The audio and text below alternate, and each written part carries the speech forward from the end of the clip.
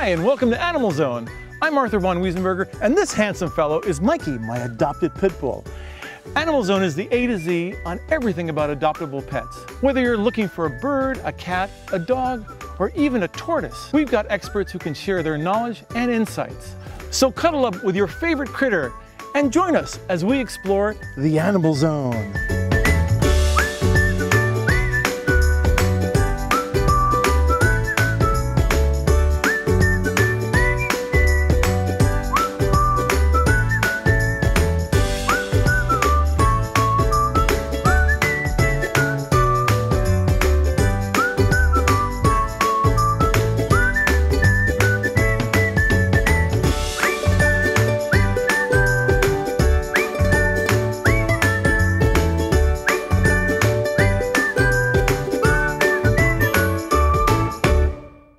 An epic episode of AnimalZone awaits us today, beginning with Dr. Jean Greek, who really knows animals skin deep.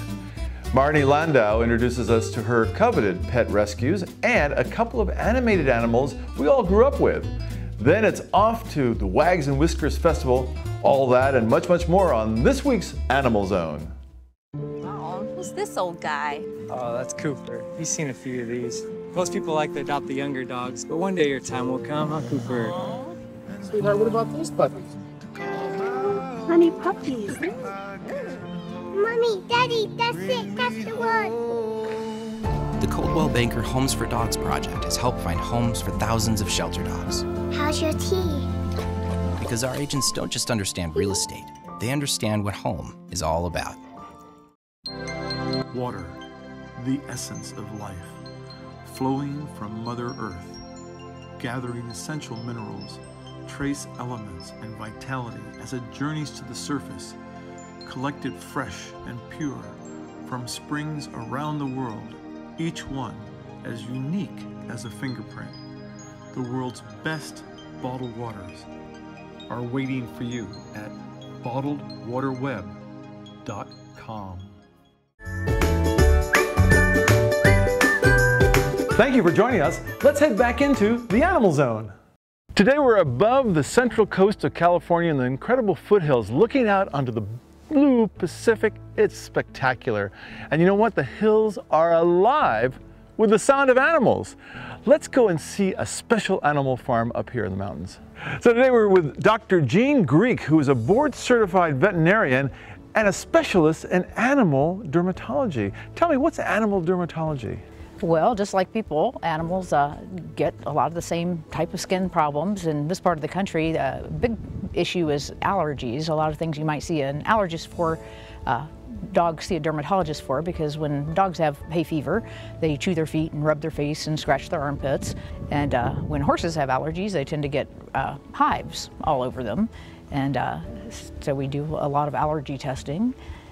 And are there solutions to solve these allergies? Yeah, absolutely. The reason we allergy test when we do is because we're going to desensitize them, kind of like a person who gets a scratch test. And the nice thing is it actually works quite well in animals, because with humans it only works about half the time. With dogs and horses and cats, it probably works 80 to 90% of the time. And it's nice because it's the only thing we do that really directly addresses the problem. Everything else we do tends to be more symptomatic, and so it's always better if you can directly address a problem than having to treat it chronically. Right. I know with my pit bull, he has the Santa Barbara itch, which is sort of famous around here, and he's licking his paws and scratching himself. That's environmental allergies. And is that just Bring him because... down and I'll fix him for you. Yeah. Really? Yeah. I mean, can you do it with organic products? I mean, I hate to use a lot of chemistry. When you desensitize dogs, what you're doing basically is giving them or horses or cats, you're giving them a very small dose of the stuff that they're allergic to, trying to retrain their immune system. So it is actually a really fairly natural thing to do. And the nice thing about it is it so directly addresses the problem that it either works or it doesn't work. It just doesn't really have side effects, and it's not quite as potentially concerning as it is in humans, because dogs won't anaphylax, they won't have the respiratory reactions that people can have, because when humans get allergy shots, we usually have to go sit in the doctor's office for half an hour because there's a chance you won't be able to breathe after you get your allergy shot. With animals, if we do it by injection, which we do sometimes, and other times we do it sublingually, then it's perfectly safe for the owners to give the injections at home. I love this guy, Darwin, right? This is Darwin, yeah. Darwin is beautiful. What a great donkey. How old do you think Darwin is? We've had Darwin probably for about 5 or 6 years, and I think he was a young adult when we got him. It's always a little bit of a guess with ages with animals if they're not still growing, but he's probably about 8 or 9. And you said he likes affection almost as much as food? He actually might be the only one down here, including me, that likes affection more than food, because when I come down to feed everybody else, he'll try to cut me off from the herd and just want to be petted. He's Donkeys a nice are guy. amazing, aren't they? Oh, I think they're very intelligent and have really nice temperaments. You're not skittish like horses can be sometimes, can you? No, you're kind of soulful. Yeah, that's kind of why they developed the mules, was to get the donkey's influence to the horse. So the sorry, yeah, that's right. I'm a donkey lover. That's right. I got 2 at home, and I just adore them. I wouldn't like you if you weren't a donkey lover. So there you go. Yeah, and they live to about what, 34? Yeah, 50? probably. Equids in general, how long they live has more to do with how long people are willing to take care of them, because a lot of times they would live longer, but when they're no longer useful, a lot of them don't have good outcomes. But it's not uncommon anymore to have horses and donkeys make it at least well into their 30s.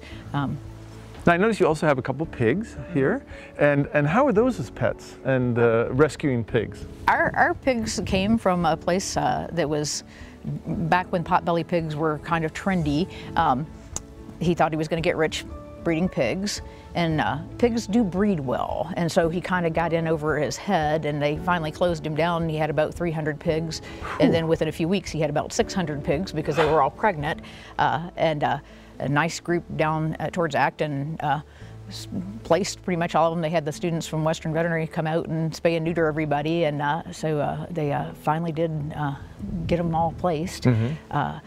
But ours were not socialized as babies, and so I think the pigs you see, people walking on leash and stuff like that, I think you kind of have to start socializing those as infants, because ours tolerate us more so than actually want to please us or anything. Right, so they're a little more wild. But I hear they can be like dogs. They're very intelligent, and they certainly can be if they're raised that way. These are also, ours are probably 150 pounds a piece, and I think that was another thing that was kind of an eye-opener for a lot of people who thought they were going to have a pet pig, is they generally will not stay in that little tiny size. They continue to grow for a really long time. Most dogs, you pretty much see what you have size-wise by 6 months, but pigs can keep growing for years. And during the height of all the potbelly pig madness, there were more regular pigs out there, and so sometimes people would crossbreed them to some people would people would end up with 300-pound house pets, and so it's kind of more than they had signed on to have in the house. Mm-hmm. But they seem to be very happy out here. Well, they should be, because they get to wander around and root around on the ground, and they're about. The 2 that are around here are about 14 or so, so they're getting up there too. And then you also have some dogs, I understand. We have 2 pit bulls, and we have cats, and we have 1 peahen that came from the local shelter. So. Wow, Dr. Jean, this is so great to be here at your beautiful animal farm, really is, and you're a great rescuer and a wonderful pet supporter. Thank you for having us here. All right, well, I sure appreciate you coming up, and I appreciate all the work you guys do getting animals adopted. I think it's a great program, and I'm glad to be a part of it. Thank you so much, and we're going to take a quick break, and when we come back, we're going to see more of AnimalZone. Friends, millions of animals, dogs and cats, are needlessly euthanized in American shelters every year. Please rescue Bentley or another one like him. Bring a little friend into your home. Rescues are the very best breed and are unconditionally loving and will just make your family complete. Adopt, don't shop. Hey, take a look at these loving animals that you can adopt today. And don't worry, if someone beats you to the shelter, there are plenty more wonderful animals ready to find you and their forever home.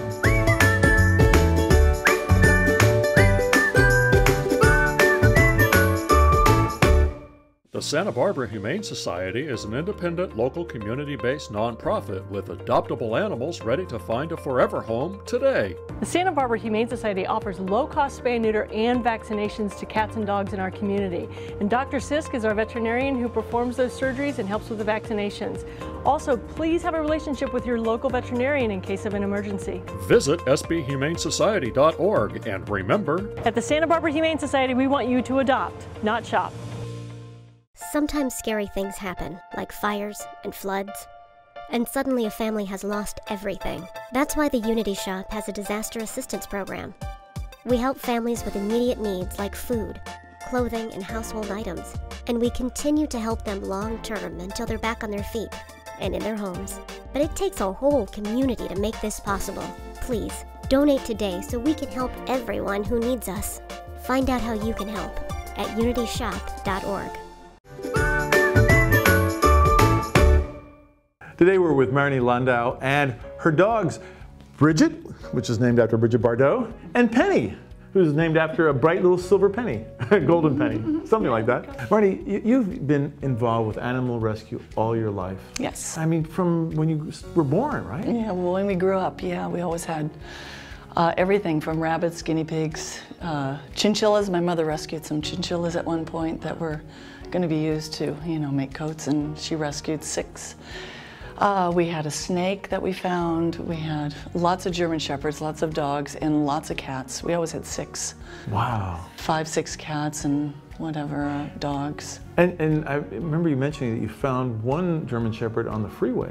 Yeah, my mother was driving on Santa Monica Freeway, and there was one of our rescue dogs was on the center divider, stuck. And she just stopped in the middle and opened the door, and he hopped in.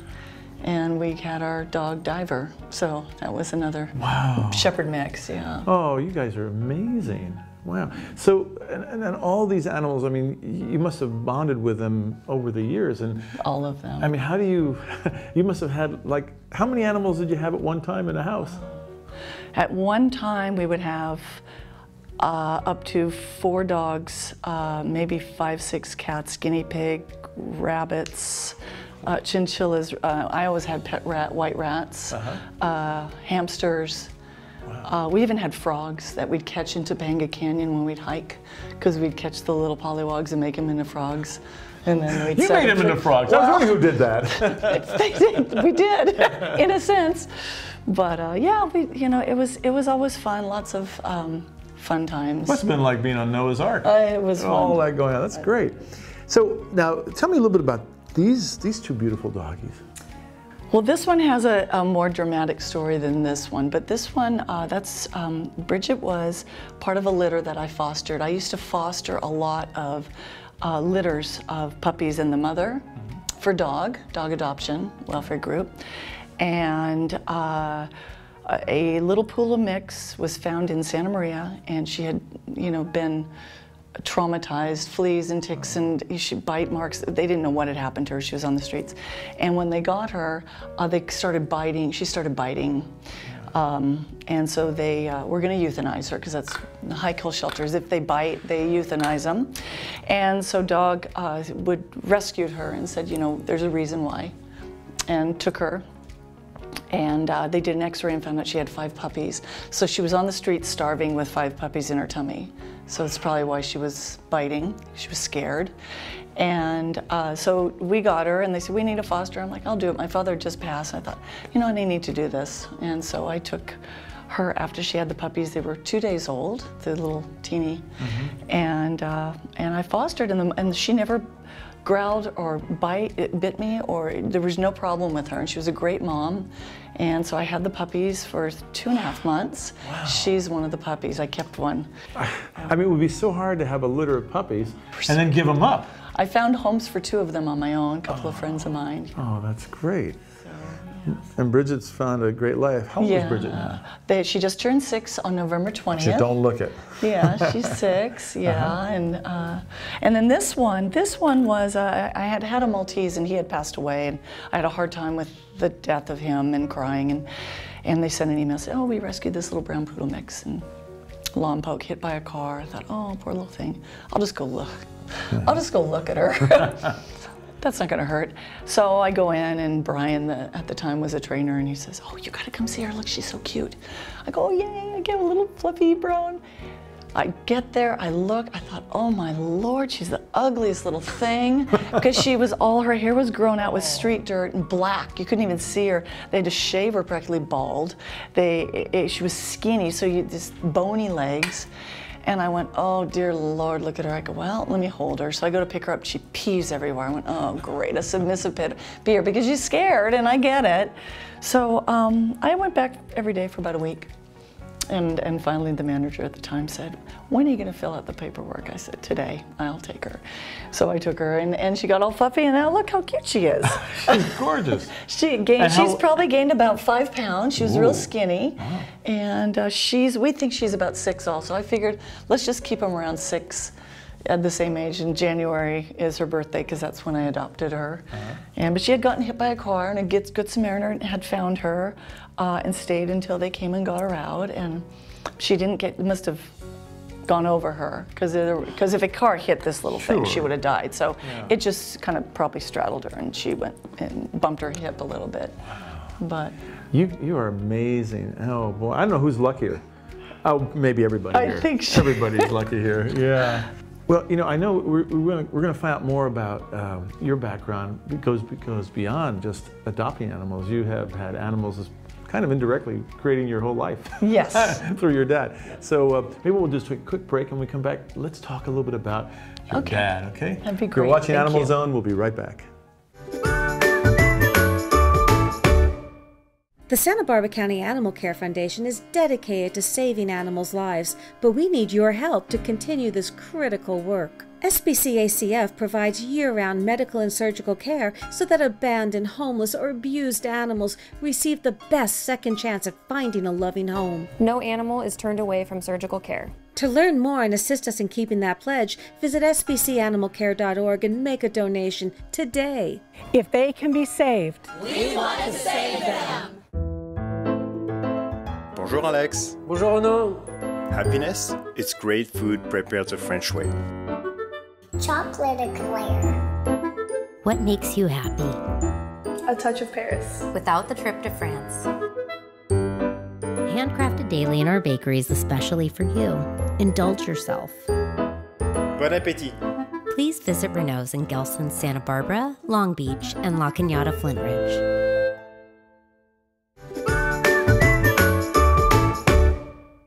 Well, we're back here on AnimalZone, and I'm falling in love with Bridget right here. I think you're gonna have to steal this one away from me. She's so sweet. And we're talking with Maranee about her dad, who was a famous cartoonist. Tell me a little bit about what your dad did.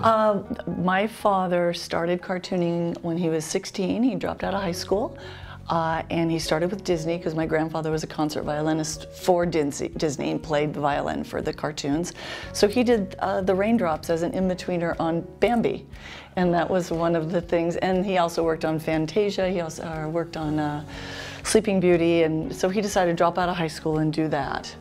And then he went into the Army. He made lots of comic strips. Then he went on to work for Hanna-Barbera.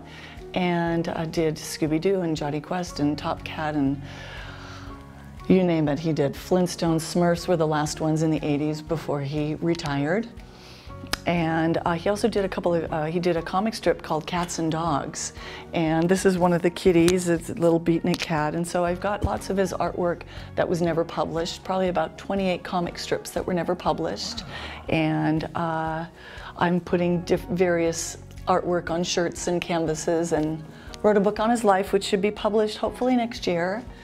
Yeah, so it's exciting. So what was it like growing up with someone who then you'd watch the cartoons that he created on TV every Saturday? He did one called The Oddball Couple which were 2 cats, and he would say, oh, this cartoon this Saturday is, I watch really carefully because I put your name in there.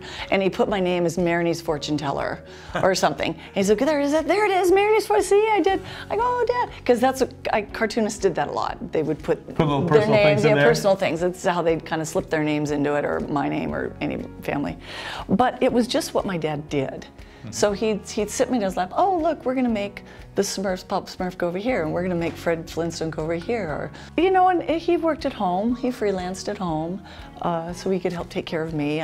My mother worked full time, so I was, you know, he was a hands-on father. I think that's probably why I was so close to him. Wow. Yeah. So when my father decided he wanted to do a comic strip called Cats and Dogs, I have all these drawings of these funny little cartoon characters that he did. And I thought, gosh, that would look good on a shirt. So I did this guy, and then I have a couple others on my website. I have a website with a shop. What's that URL? It's KennethLandau.com. So great. KennethLandau.com. Very simple. And you can see his work and a lot of his work. Too, right? And he did comic books in the 50s first, before he even did that. And it was all horror comics and things, but he always wanted to do animals and things like that. Cute, funny things. But. Right, it's so great to have you on AnimalZone. Thank you for being part of it. Thank you. And good luck with Penny and with Bridget. And we're going to take a break, and we'll be right back here on AnimalZone.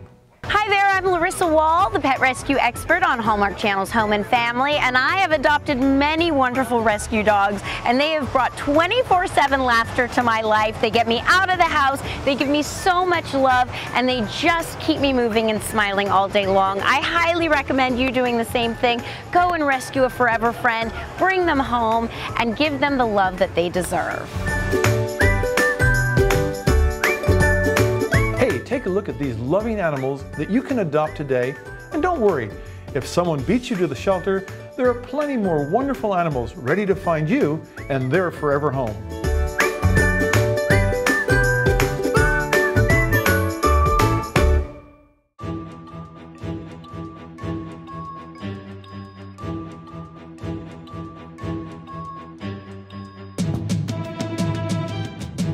No matter where life's journeys take you, traveling with insider knowledge makes any excursion exceptional.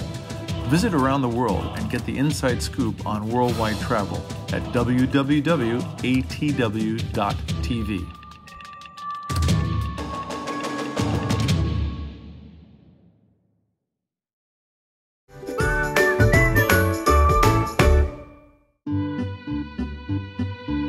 We're at Care for Paws Wags and Whiskers Festival. This is the biggest animal adoption festival in all of Central California. There are dogs, there are kitties, there are bunnies. There's even a few two-footed people that are ready to be adopted. So let's go and talk to a few of them. I'm here with Katie and Cindy of the Santa Barbara Bird Sanctuary. Hello. And Bobby Houdini. Bobby Houdini. Hi, Bobby. Say hi to the camera, Bobby. Hi, Bobby. How are you? Cat's got your tongue? No, okay. And this is Sammy. Sammy. Hi, Sammy. How are you, Sammy? Say a few words to the camera. He's been barking all day. He's got a ventriloquist over there. Now, the Santa Barbara Bird Sanctuary, you foster abandoned birds or found birds? Abandoned and birds that have maybe their owners have died. Parrots, you know, aren't really, don't make great pets because they require a lot of special care, special diet, and they live 80 to 100 years. So you have to have a plan for your bird, you know, in your will or trust or whatever. We do have a few residents back at our sanctuary who were displaced by the fire and floods. And in fact, all of our friends here and the rest of the birds at the sanctuary were evacuated during last year's tragedy 3 times. So they've been through a lot of trauma just like people have. Now, if someone wants to come and adopt a bird, how do you walk them through the different steps in order to be approved? You should contact our sanctuary director and founder, Jamie McLeod. You can get her at the main number for the sanctuary. And there's a screening process, you know, because we don't just, again, the specialized care and the money it takes to keep one of these guys, you know, they have big vet bills too when they have something wrong. They do make wonderful companions if you have the lifestyle and the passion to dedicate your life to one of these who will actually remain a toddler for probably 60 or 80 years. And do they understand when you're talking to them? Do they have an understanding of words like no and yes and absolutely. Shake hands or whatever it is? Names and yes, absolutely. And if you were thinking about adopting a bird, and these are beautiful birds, I know it's a long-term relationship. Yes. How much space do you need to make it reasonable for the bird? Well, that depends on the species and the but I'd say you might want to count on having their own room. They need room to roam, no matter how big a cage is. Like these guys that get, we switch birds coming to events, and at the sanctuary, Katie, who works there, and River back here, who's a volunteer, they're constantly getting the birds out to hang out in the office or have some attention, because that's all they want is attention. You know, in the wild, these guys would be in flocks together. So is it a better idea to adopt more than one if you're going to have companionship for your bird? Again, that depends on the bird and its background and personality. And you said it can be expensive vet-wise at a certain point.